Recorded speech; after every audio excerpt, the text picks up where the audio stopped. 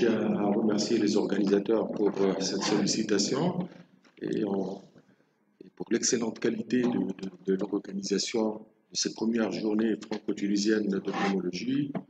On souhaite beaucoup de succès à notre jeune association. Alors, les pneumopathies infiltrantes aiguës non infectieuses, comme on l'a donc allégé la tâche, parce que énormément de pneumopathies infiltrantes aiguës sont de type infectieuse et cardiogénique. Alors, c'est un groupe d'affections respiratoires caractérisé par une atteinte variable de l'interstitium, des alvéoles et des bronchioles. La présentation clinique est peu spécifique. Normalement, un tableau bâtard, tout dyspnée, de l'asthénie, de la fièvre. Mais c'est ce qui caractérise cette pneumopathie infiltrante aiguë, c'est le mode d'installation des symptômes qui est de façon le plus souvent, en moins de 2 semaines, on a un tableau qui peut évoluer vers l'insuffisance respiratoire aiguë. Alors, le plus souvent, c'est un diagnostic inaugural. On est devant un patient qui se présente avec un tableau d'une pneumopathie infiltrante aiguë. Il faut faire le diagnostic dans ce contexte aigu. Une exacerbation de pneumopathie interstitielle, qu'elle soit idiopathique ou connue, est possible. Et là, la tâche, elle est plus facile. La classification des pneumopathies infiltrantes aiguës est difficile en raison du nombre très important des étiologies potentielles. Donc, on ne va pas parler, on va exclure de ce cadre les pathologies infectieuses comme ça a été suggéré par le comité scientifique. Alors, si je mets ces pneumopathies infiltrantes aiguës dans le contexte des pneumopathies interstitielles,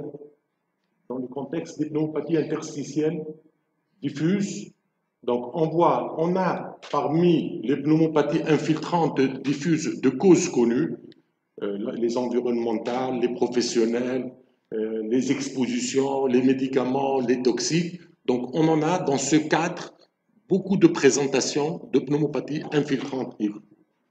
Alors, on a aussi dans les connectivites, dans les pneumopathies secondaires infiltrantes diffuses secondaires aux maladies systémiques, on a des présentations de pneumopathie infiltrante aiguë et particulièrement avec la polymyosite et la dermatomyosite. Les vascularites peuvent avoir une présentation, donc un tableau inaugural d'une pneumopathie infiltrante aiguë, surtout sous forme d'hémorragie alvéolaire, et le syndrome aussi de goutte pasture. Alors, dans les autres étiologies, donc je dirais dans les autres cadres, on a les pneumopathies infiltrantes à éosinophiles, les pneumopathies aiguës à éosinophiles. Donc ça, ce sont des cas qui peuvent avoir une présentation aiguë. Alors, reste maintenant dans les causes des pneumopathies infiltrantes diffuses idiopathiques. Nous avons essentiellement des présentations aiguës pour la pneumopathie organisée cryptogénique, donc sans cause, qui peut avoir un mode d'installation aigu.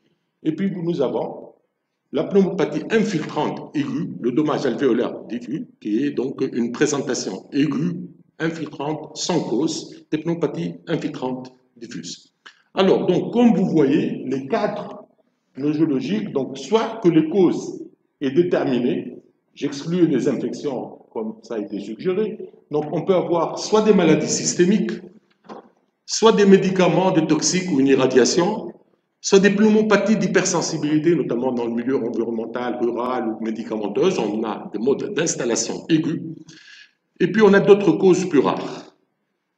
Et puis il y a les autres étiologies, quand il n'y a pas de cause et on est devant un mode d'installation aiguë, comme on l'a bien dit, il peut s'agir soit de la pneumopathie aiguë à éosinophile, donc de cause inconnue, idiopathique, la pneumopathie organisée idiopathique, les pneumopathies interstitielles aiguës idiopathiques ou le syndrome de Hamann-Rich, donc quand il n'y a pas de cause, et les exacerbations de pneumopathie infiltrante diffuse, qu'elles soient connues, de cause connue, ou la fibrose pulmonaire idiopathique ou la décompensation de la fibrose pulmonaire idiopathique. Ce qu'il faut savoir, c'est que la liste des agents étiologiques est longue.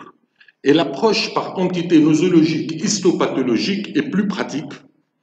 On va se baser sur des données cliniques, les données de la radio, et essentiellement les données de la tomodensitométrie haute résolution qui a simplifié ces cadres nosologiques. Alors, la classification nosologique des pneumopathies infiltrantes aiguës, on va avoir la forme, la présentation, le cadre le plus fréquent de ces modes de présentation de pneumopathie infiltrante aiguë, c'est le dommage alvéolaire diffus et l'atteinte anatomopathologique la plus fréquente. Et elle évolue en deux phases, la phase exudative et la phase proliférative. Donc ça, c'est le cadre le plus fréquent des pneumopathies infiltrantes aiguës. Et les autres cadres nosologiques, donc on va plus ou moins, qui vont avoir un pattern connu dans au scanner, c'est l'hémorragie alvéolaire aiguë, la pneumopathie aiguë à eosinophile, la pneumopathie aiguë d'hypersensibilité, la pneumonie aiguë organisée et l'œdème pulmonaire. Ce qui fait que sans vous... Alors, on va essayer dans notre démarche diagnostique d'essayer de ressortir le cadre nosologique. Est-ce qu'il s'agit d'un dommage alvéolaire diffus qui a un pattern scanographique assez caractéristique, ou l'hémorragie alvéolaire diffuse, ou la pneumopathie aiguë à éosinophile, ou est-ce que c'est plutôt un aspect de pneumonie organisée ou de pneumopathie d'hypersensibilité, tout en sachant que dans ce contexte de pneumopathie infiltrante aiguë, d'installation, le plus souvent, le malade peut passer vers l'insuffisance respiratoire aiguë. Donc on est plutôt dans un contexte en milieu de réanimation et le recours à l'histologie pour la confirmation du diagnostic est rarement fait, mais ça c'est des rapprochements donc entre le pattern au scanner et les entités étiologiques possibles. En termes de ce qu'il faut savoir, qu'une même étiologie peut donner plusieurs entités nosologiques, histopathologiques différentes, et qu'une même entité nosologique peut être secondaire à des étiologies variables. On prend le cas d'un médicament toxique, enfin d'un médicament, on peut avoir une PHS, on peut avoir un dommage alvéolaire diffus, on peut avoir donc différentes possibilités, et même chose pour un dommage alvéolaire diffus, ça peut être une infection, ça peut être une exposition médicamenteuse, ça peut être une maladie, une vascularite. Donc finalement, une même entité peut être en rapport avec plusieurs étiologies et une étiologie peut donner plusieurs patterns ou plusieurs entités histopathologiques. Alors, on va essayer de voir, le scanner a été une très grande contribution dans l'approche de cette pathologie de pneumopathie infiltrante aiguë. Il y a des patterns qui sont relativement, qui peuvent nous faire avancer de manière par rapport au diagnostic positif. Le dommage alvéolaire diffus, c'est l'aspect, au scanner, à la radio, on va avoir des opacités parenchymateuses, et au scanner, on va avoir des condensations alvéolaires, parfois des bronchectasies par traction, et on peut avoir des pleurésies dans 30% des cas.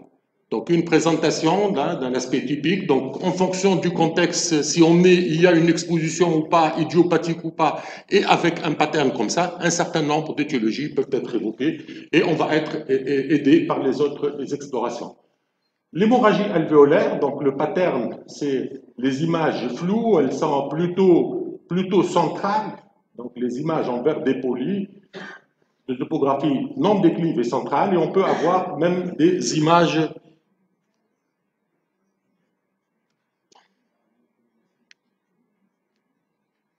J'avance là. Alors, comment je peux reculer?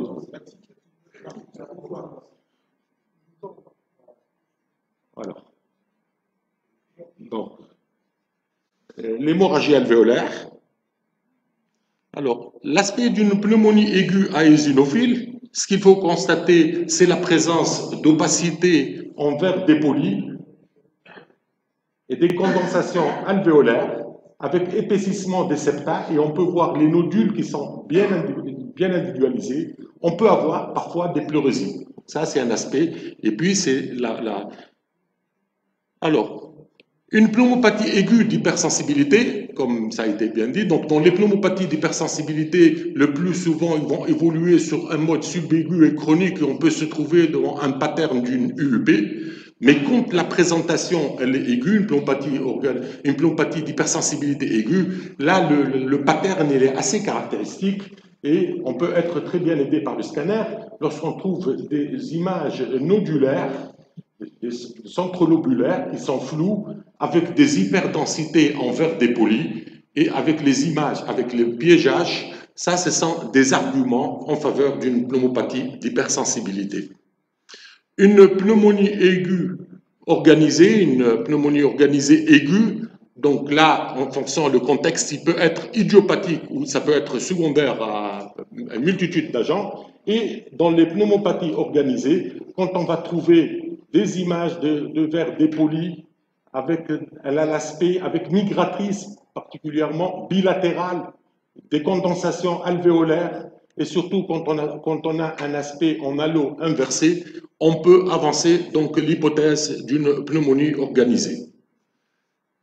Maintenant, on a dit que les fibroses pulmonaires idiopathiques, le pattern UP, il peut, à l'occasion d'une exacerbation, donc se présenter comme un tableau d'une pneumopathie infiltrante aiguë. Et là, si on a la chance d'avoir le diagnostic au préalable, où on voit ici en A et en B un pattern d'UP avec une prédominance sous-pleurale des lésions réticulaires et des lésions en rayon de miel.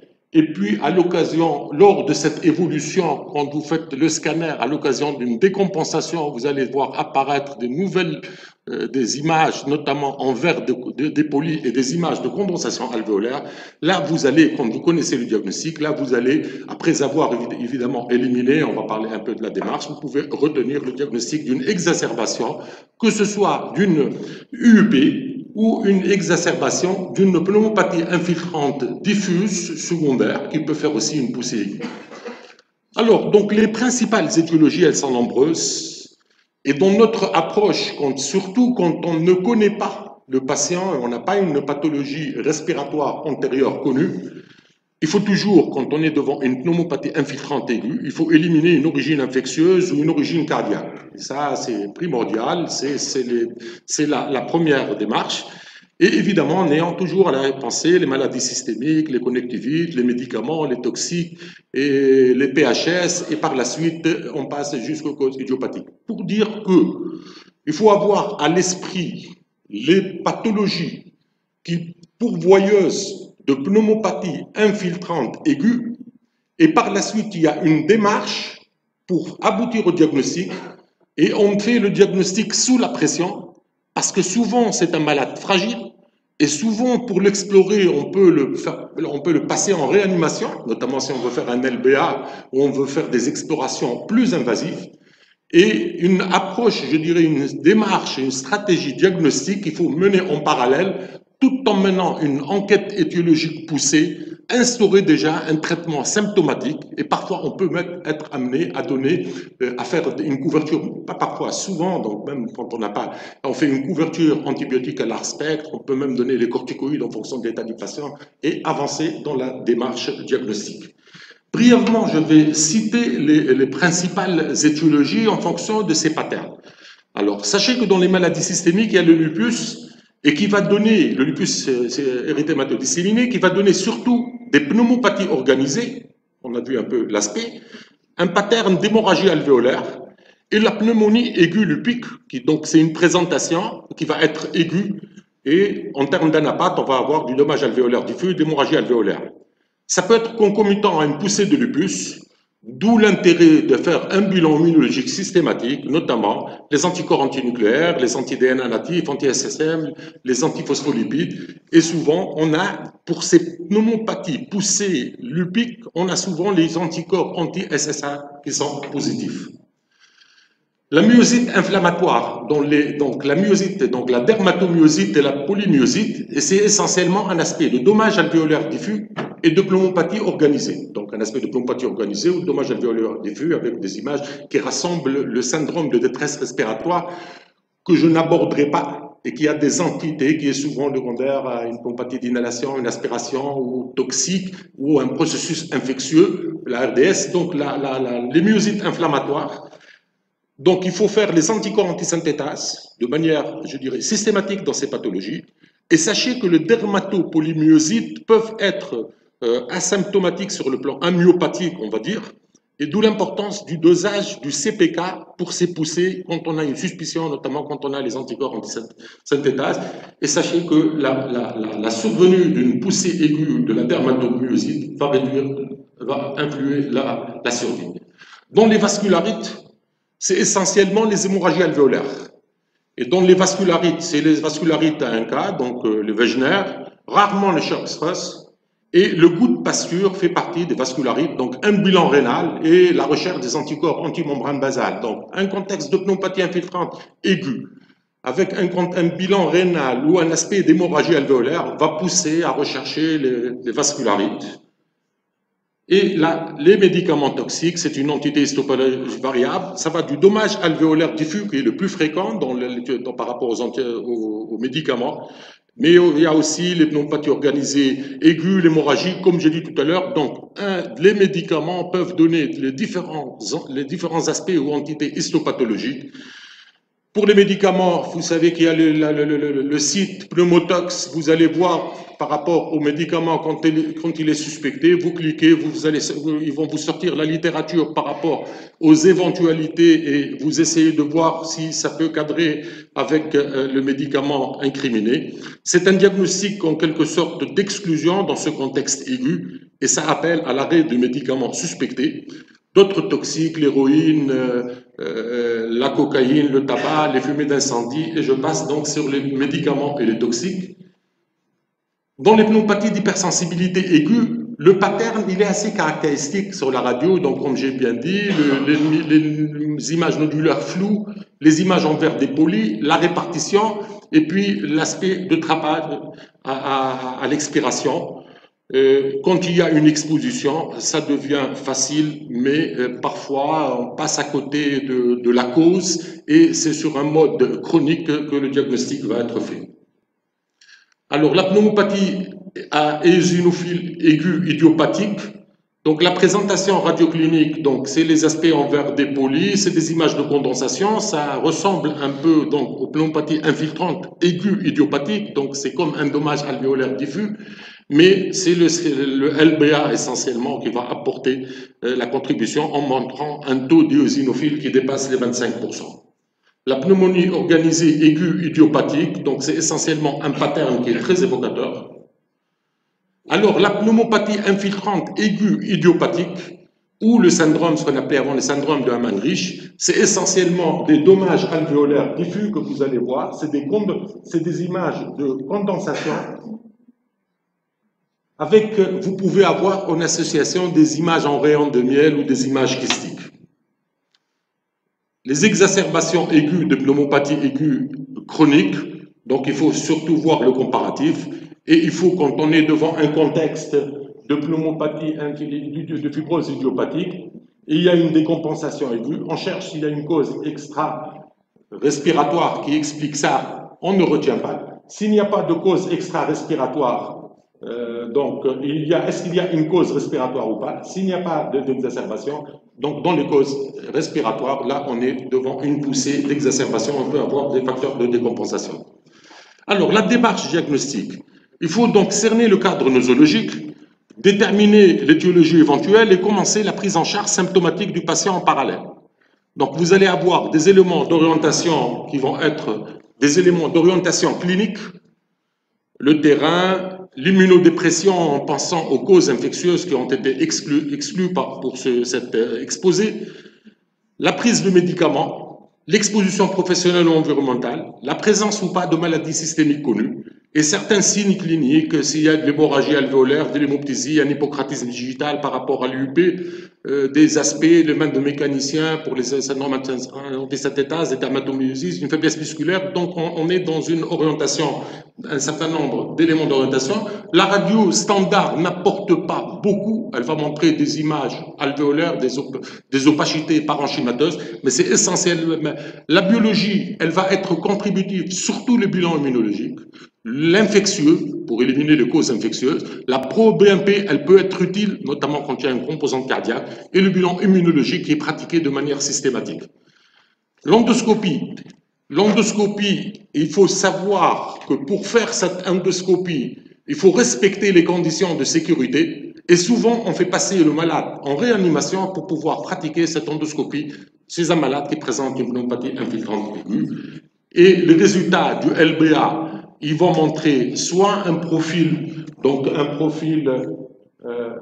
d'un dommage alvéolaire diffus, une alvéolite anétrophile, l'hémorragie alvéolaire, notamment le score de Gold, la pneumonie aiguë à eosinophile quand il y en a une eosinophilie qui dépasse les 25%, La pneumonie d'hypersensibilité, l'alvéolite lymphocytaire, et la pneumonie organisée, ça c'est des éléments qui vont en quelque sorte permettre à la limite une orientation. Donc on a un tabloïd, on a un contexte étiologique et un environnement, on a une radio et un scanner, on fait un bilan biologique notamment en pensant à éliminer l'infectieux et le cardiaque. Par la suite, il faut avoir, on va penser derrière les maladies systémiques et les pathologies pourvoyeuses. Et une fois on a la possibilité de faire le LBA le plus tôt pour avoir un pattern et un profil du LBA, ce qui va donc nous permettre d'avoir dans l'algorithme décisif donc une orientation clinique, le terrain, l'âge, l'immunodépression, le contexte infectieux, la prise de chimio, de radiothérapie, certains signes cliniques, l'hémorragie alvéolaire. Donc ils vont avoir des éléments d'orientation. Les éléments radiologiques, la radiographie thorax qui va montrer des opacités, ce n'est pas très spécifique. Le scanner peut être très contributif.